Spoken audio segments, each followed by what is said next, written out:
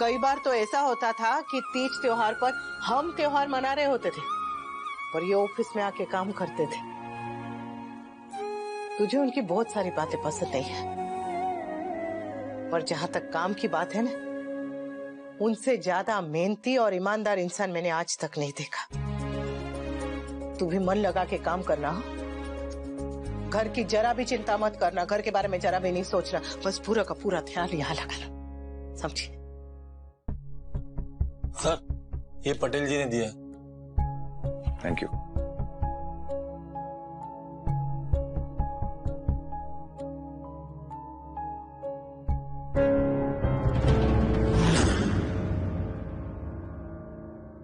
Mummy ये chair देख रही हैं आप?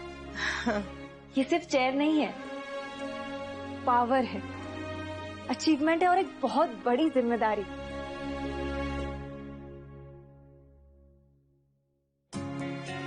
आप इधर आइए। क्या? आप इस चेयर पे बैठिए। अरे नहीं नहीं किंजल, मम्मी प्लीज। नहीं जरा भी नहीं। मम्मी अगर आप इस चेयर पे बैठेंगी ना तो ये चेयर मेरे लिए लकी होगी और मैं चाहती हूँ कि आप इस चेयर पर बैठे। Please mummy. मैं बैठू तू बैठे, एक ही बात है। चल एक ही बात है ना? हाँ। तो प्लीज मेरे लिए प्लीज बैठिए। अरे मम्मी प्लीज एक बार आई। पागल छोकरी है। प्लीज।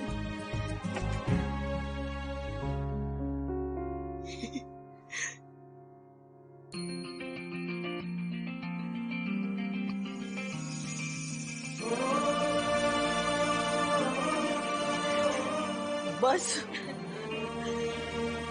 मम्मी, हाँ? ऐसी कुर्सियों पर बैठने वाले ज्यादातर मर्द होते हैं, पर उन्हें बिठाने वाली हमेशा एक औरत होती है। आपकी तरह एक माँ, बीवी जो अपने सपनों को पीछे छोड़ देती है ताकि उनका हस्बैंड, भाई, बेटा अपने सपनों को पूरा कर सके। जैसे ऑफिस में बड़े वाले बॉस की बड़ी वाली कुर्सी होती है ना, वैसे ही घर में हर माँ के लिए एक बड़ी वाली चेयर होनी चाहिए, है ना? अच्छा, थोड़ा पीछे होके बैठी, कंफर्टेबल।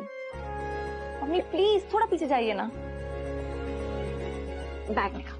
अरे सपनों को सच करने की घड़ी सदियों में आई है, ये आंसुओं में है भीगी हुई, एक माँ की कमाई है ये। झूमती हूँ मन ही मन में, उड़ रही हूँ मैं गगन में।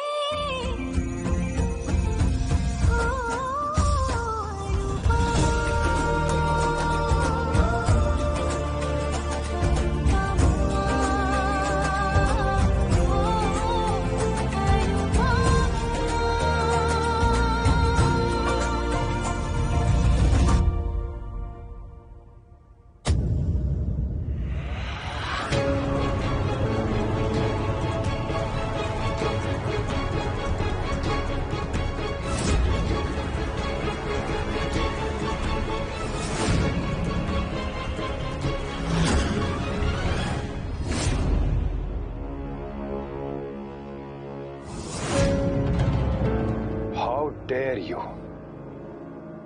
मेरे ही कैबिन में मेरी ही कुर्सी पे बैठने की तुम्हारी हिम्मत कैसे हुई?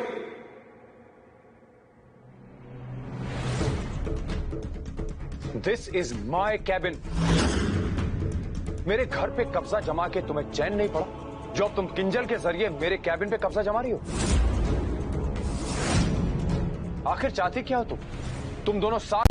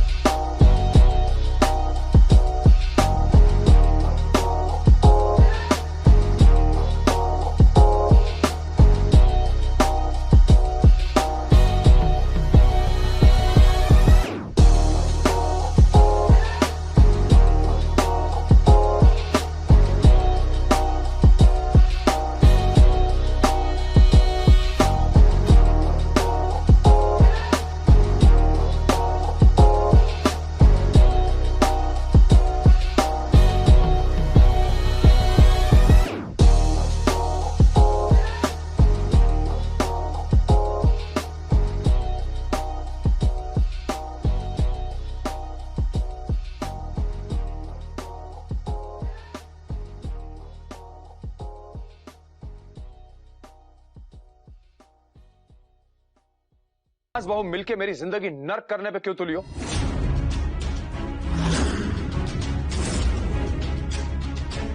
मुझे नहीं पता था ये आपका केबिन है। पता होगा भी कैसे? तुम इस लायक कभी थी नहीं कि मैं तुम्हें अपने ऑफिस में ला सकूं। पापा प्लीज, ये ऑफिस है। आई नो ये ऑफिस है, एंड टू बी प्रिसाइज ये तुम्हारा ऑफिस है। यही कहना चाहती हो ना तुम? आप खुद तो मम्मी को कभी ऑफिस नहीं लाए, और अब जब मैं लाई तो प्लीज सीन मत क्रिएट कीजिए पापा। सीन मैं नहीं, तुम दोनों क्रिएट कर रहे हो। सब समझता हूं मैं, एक भी मौका नहीं छोड़ती हो मुझे नीचा दिखाने का। वाओ, बहू ने जॉब ज्वाइन की तो सास भी आधम की। देखा भी, आई टोल्ड यू ना, तुम्हारी जॉब जाना और किंजल को इस कंपनी में जॉब मिलना कोई कोइंसिडेंस नहीं था। ये सब इनकी मिली भगत है। और ये महान अनुपमा उतनी महान है नहीं जितनी कि सब इसे समझते हैं। You're right, Kavya. हाथी के दांत खाने के कुछ और, दिखाने के कुछ और। I'm shocked। पिछले 25 सालों में मैंने इस औरत का ये रूप कभी नहीं देखा।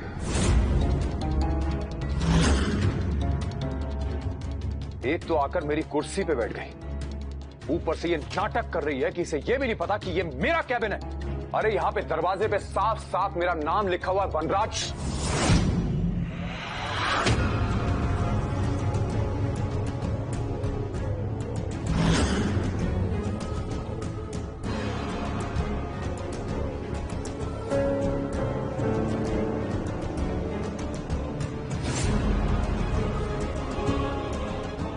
सर एक मिनट, सब काम नहीं करूं, दूसरे वाले को बोला तो बस टिप कर चला गया, ये नहीं कि उतार दे।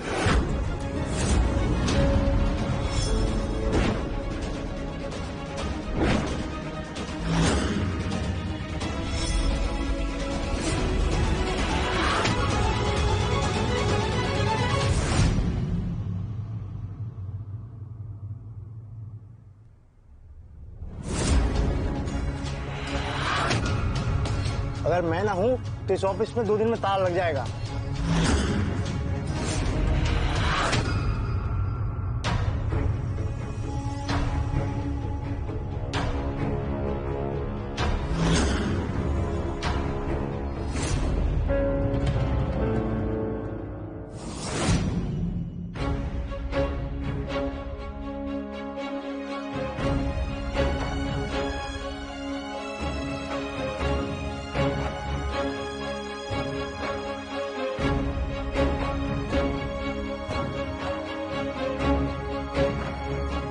तमाशा करेंगे तो तमाशा बनेंगे, और एक बार अगर तमाशा बन गए तो नेम प्लेट कितने भी ऊपर क्यों ना आ जाए, नाम नीचे ही रह जाएगा।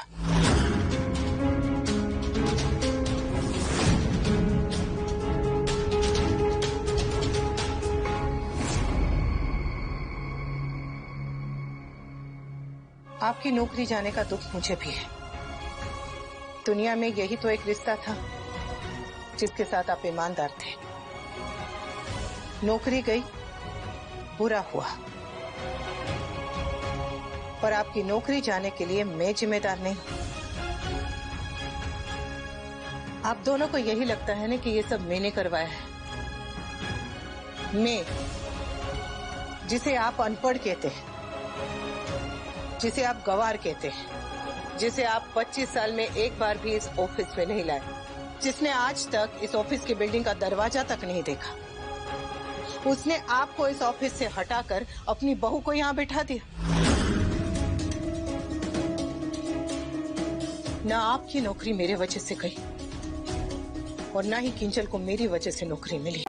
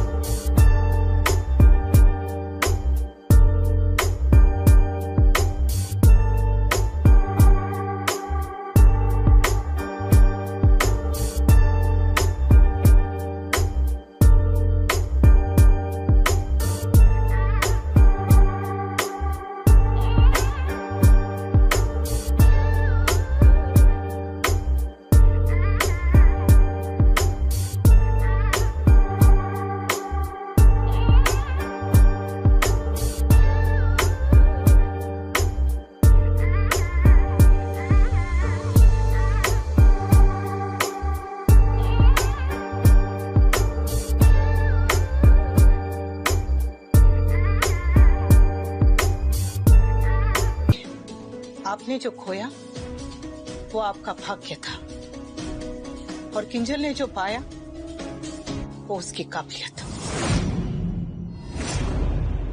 वैसे भी मम्मी आई नहीं है, उन्हें मैं लाई हूँ। क्यों? क्योंकि she is my lucky charm and I am also proud of her.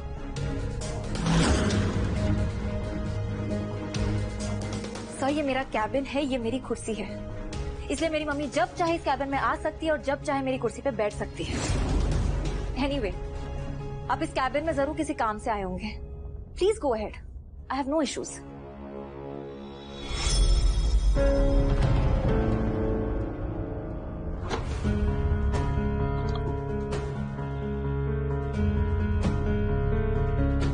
पहले तस्वीर में नहीं थी, अब तकदीर में भी नहीं रहूंगी।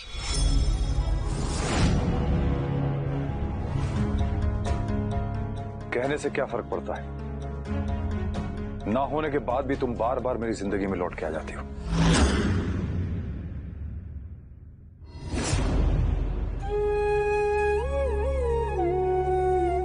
Anyway, Mrs Kinjal Shah, all the best. Thank you sir.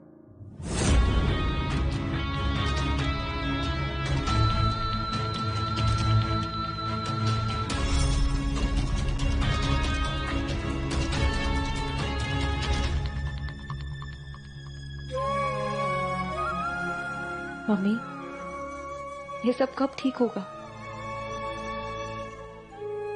पता नहीं, और इतना पता है कि ठीक होगा जरूर। तू बस मन लगा के काम करा।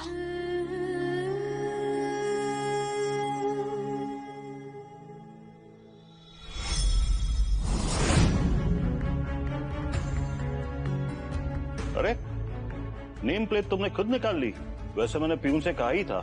एनीवे, तुम अपनी कैबिन तक गए होगे तो आई एम श्योर अपनी बहू let me correct myself, हमारी कंपनी की fresh talent Mrs Kinjal Shah से तुम मिले ही होगे। Yes, I met her way before you did. वैसे कमाल है ना, जो काम पहले मैं करता था वो अब मेरी बहू करेगी। ऐसे लगता है जैसे तुम्हारी कंपनी का शाह के बिना कोई काम चल ही नहीं सकता है। अब देखो ना, एक शाह को एक शाह ने रिप्लेस किया, किसी जूनियर ढोलकिया ने नहीं। डोंट वरी, हम शाह के होते हुए तुम्हें अपनी कंपनी की चिंता करने की जरूरत नहीं। वैसे मानना पड़ेगा, तुम्हारे सामने कितने लोग आए और चले गए, कोई नहीं टिक पाया सिवाय काव्या के।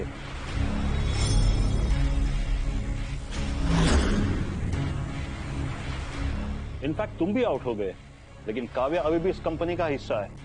कमाल है ना? I must say you are a very lucky man. तुम्हारे आसपास की सभी औरतें इतनी तरक्की कर रही है, फिर चाहे वो तुम्हारी स्पेशल फ्रेंड काव्या हो या तुम्हारी बहू किंजल। एनीवे, ये लो, ये मेरी रेफरेंस लिस्ट है। इसके बेसिस पर तुम्हें कहीं ना कहीं तो जॉब मिल ही जाएगी।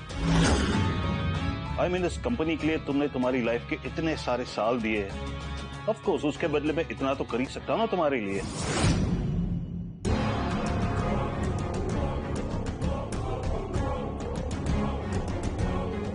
तुम शायद भूल रहे हो कि मैं अब इस कंपनी का हिस्सा नहीं हूं, और ना ही तुम मेरे बॉस।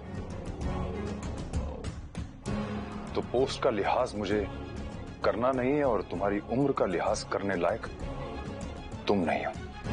So mind it. और रही बात इस रेफरेंस लिस्ट की, तो इसे तुम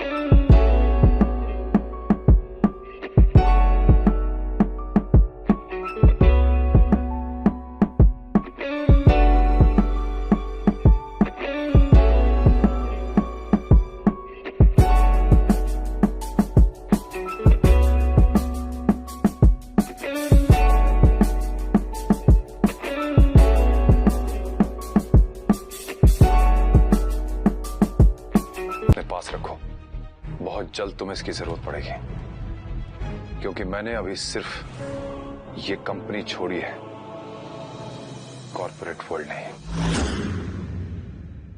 रिश्ते तो उलझे हुए थे ही, अब किस्मत भी उलझ गई है। भगवान करे इन्हें जल्दी कोई अच्छी नौकरी मिल जाए, ताकि किंजल भी अपनी नौकरी आराम से कर सके।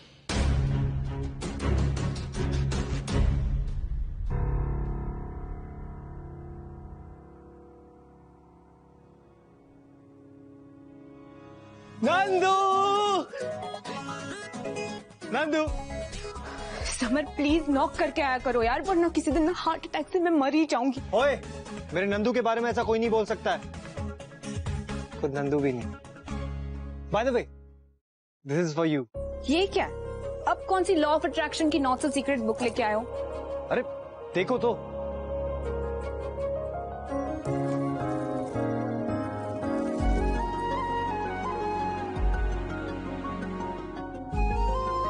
Wow, it's so pretty.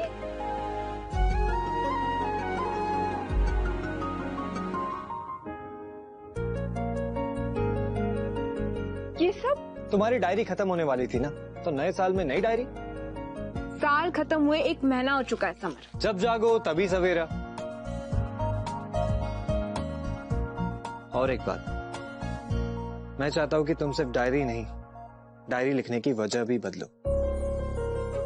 अब तक तुम अपना हर दर्द इस डायरी के साथ शेयर करती आई हो, लेकिन अब दर्द शेयर करने के लिए मैं हूं, तो इस डायरी को सिर्फ अच्छी अच्छी और हैप्पी वाली यादों से ही भरना।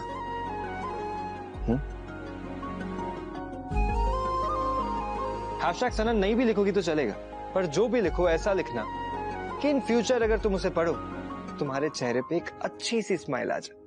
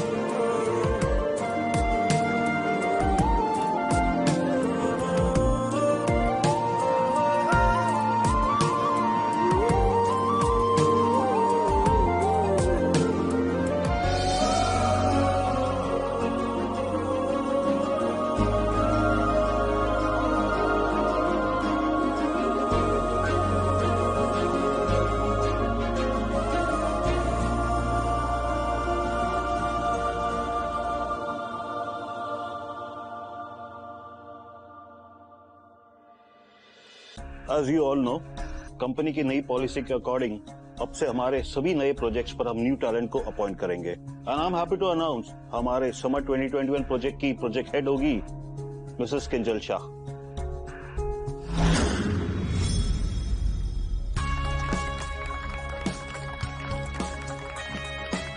Thank you sir. Welcome on board. I understand ये आपका पहला प्रोजेक्ट है, but you don't have to worry. इस प्रोजेक्ट में हमारी कंपनी के सबसे talented employees miss Abhilasha Patel, mister Karan Ahuja and of course miss Kavya Gandhi आपको असिस्ट करेंगे।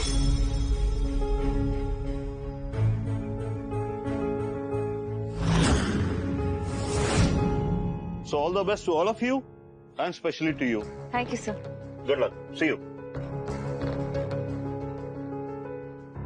बड़ा मजा आ रहा होगा ना मेरे सर पर बैठ के।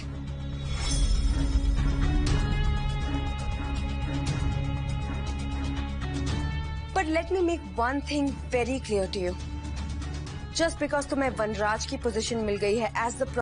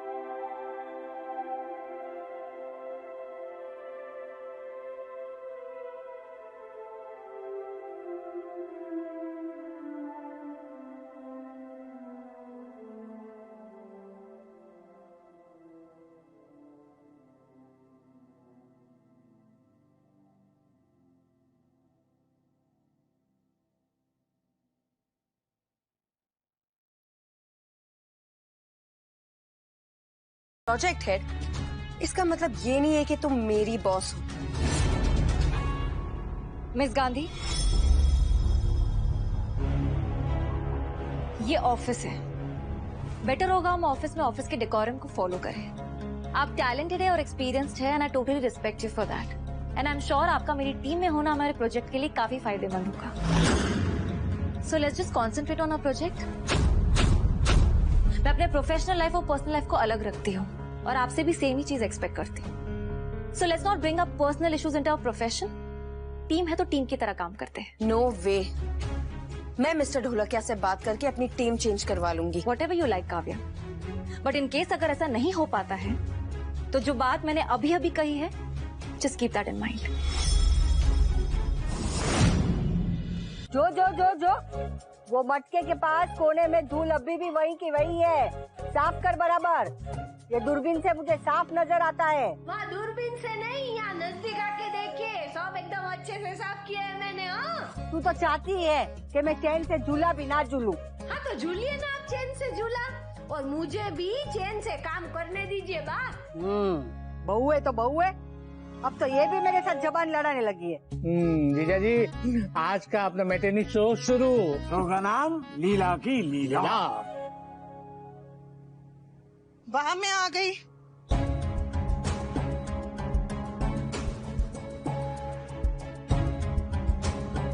अच्छा हुआ जो आ गई। ये झिलमिल ने तो परेशान करके रखा है। पहले ही दिन काम चोरी शुरू कर दिए। देखिए ना भाभी, मुझे चैन से काम भी नहीं करने दे रही। दीदी और झिलमिल में जंग जारी। कौन किस में पड़ेगा भाई? क्या अनुपमा ये झगड़ा सुलझा पाएगी? क्या अनुपमा घर में शांति ला पाएगी? तो इसके लिए देखते रहिए लीला की लीला। सुना, मेरा मजाक उड़ाया जा रहा है। तेरी बहू ने इसे दिन भर के काम के लिए रखा है या मुझे उल्टा सीधा जवाब देने के लिए?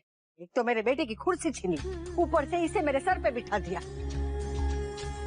ऐसे मत देख, तू मुझे बताएगी नहीं तो मुझे कुछ पता नहीं चलेगा, ऐसा नहीं है। मुझे सब पता है। मेरा बेटा मुझसे कुछ नहीं छुपाता है। उसने मुझे सब फोन करके बता दिया कि वहाँ क्या क्या तमाशा हुआ। वो बेचारा कुछ कहता नहीं है, इसका मतलब ये नहीं कि सास बहू अपनी मनमानी करते जाओ। अरे साथ रहना नहीं है तो मत रहो, पर उसे तो चैन से जीने दो।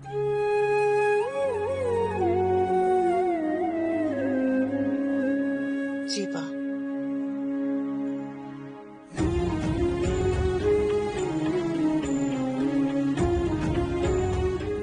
पहले मेरे बेटे का घर छीन लिया, फिर नौकरी और अब कुर्सी।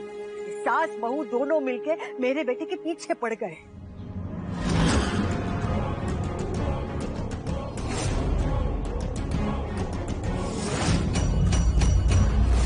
इस नोटिस का जवाब जल्द से जल्द दे दीजिएगा।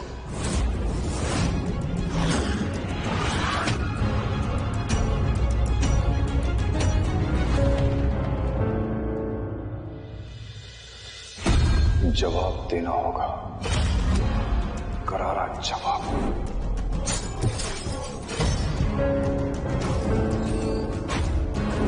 इसमें लिखा है कि आप मेंटली अनस्टेबल हैं।